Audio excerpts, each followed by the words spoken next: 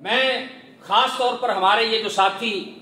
جنہوں نے آج دورہ حدیث کی تکمیل کی ہے اور درس نظامی کی تکمیل کی ہے، ان سے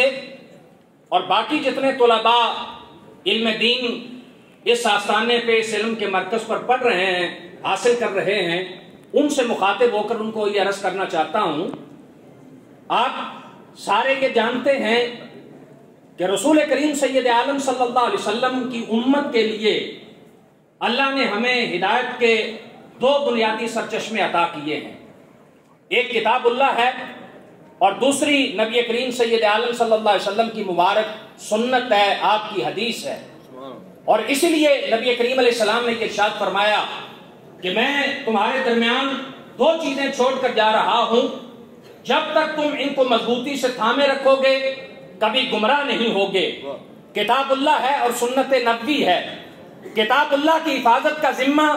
اللہ تعالیٰ نے خود لیا اور اس کو محفوظ کیا، اور رسول کریم علیہ السلام کی سنت اور حدیث کی ذمہ داری اللہ تعالیٰ نے اس امت سے لی ہے اور یہ اعزاز اس امت کو بخشا ہے۔ آپ پڑھیے صحابہ کرام رضوان اللہ اجمعین کی مبارک زندگیوں کو۔ میں صرف آپ کے سامنے دو ریفرنس کوٹ کرنا چاہتا ہوں۔ ایک ریفرنس دینا چاہتا ہوں اس شخصیت کا جو نعت کے صدق و ثواب ہیں، امیر المومنین حضرت عمر بن خطاب رضی اللہ تعالیٰ عنہ۔ آپ فرماتے ہیں کہ میں نے اپنے ایک انصاری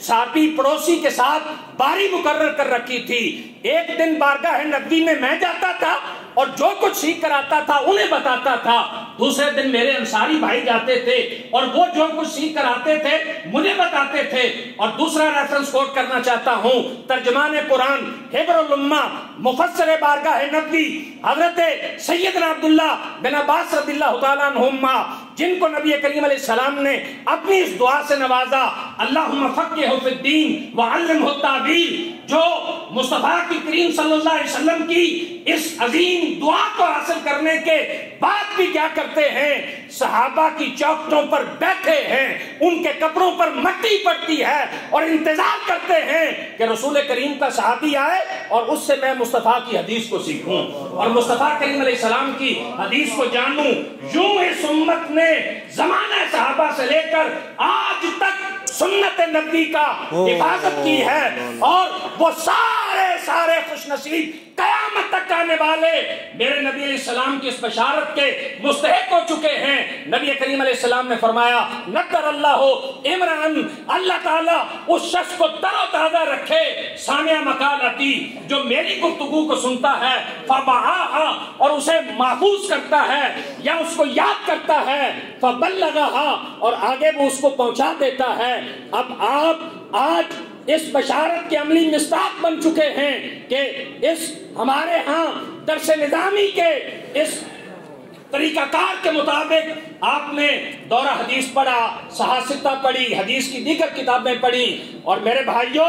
میں آپ سے یہ بھی عرض کرنا چاہتا ہوں کہ تمام انبیاء کرام علیہ السلام کی امتوں میں امت محمدیہ کو یہ اعزاز حاصل ہے کہ رسول کریم کی حدیث کی حفاظت کے لیے جس طریقے سے اس امت نے کام کیا ہے، آپ کو پوری اقوام عالم میں دوسری مثال نہیں ملے گی۔ حدیث رسول کی حجیت کے لیے، حدیث رسول کی حفاظت کے لیے، سقیم کو حدیث سے اور سقیم کو صحیح سے اور صحیح کو سقیم سے جدا کرنے کے لیے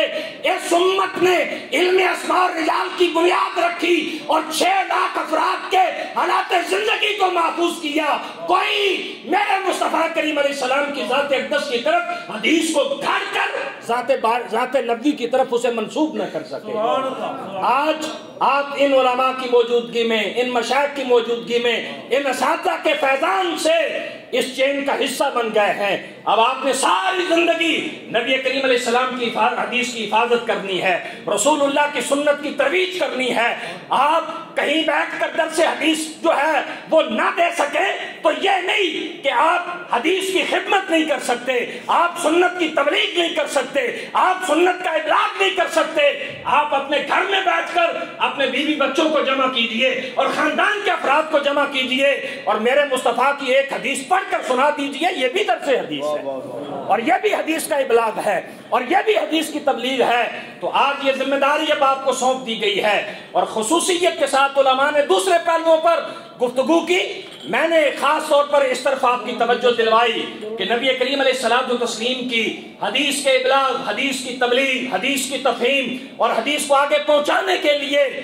اللہ اور اللہ کے رسول صلی اللہ علیہ وسلم کی طرف سے آپ منتخب ہو چکے ہیں، اور کتنے بڑے اعزاز کے حامل آپ بن سکتے ہیں۔ نقر اللہ عمران، اللہ اس کو تر و تازہ رکھے۔ اور پھر اگر بندہ صحت عقیدہ کی دولت سے مالا مال ہو اور عمل صالح کی نعمت بھی رب نے اس کو عطا کر رکھی ہو، اور پھر مصطفیٰ کریم علیہ السلام کی حدیث پڑھاتا ہو، اللہ کی عزت کی قسم زندہ ہے تو تب بھی چہرے چمکتے ہیں، اور دنیا سے چلا جائے تو ہمارے محدثین اور ہمارے اساتذہ اور ہمارے اسلاف کے جنازے لاکھوں کی موجودگی میں رکھ دیے جاتے ہیں، اور بتا دیا جاتا ہے میرے نبی سے محبت کرنے والا، رسول اللہ کی حدیث کی خدمت کرنے والا دنیا سے جا چکا ہے۔ ہاں روح جسم سے نکل چکی ہے، جسم بھی وہ اندر ہے اور چہرہ بھی تر و تازہ ہے۔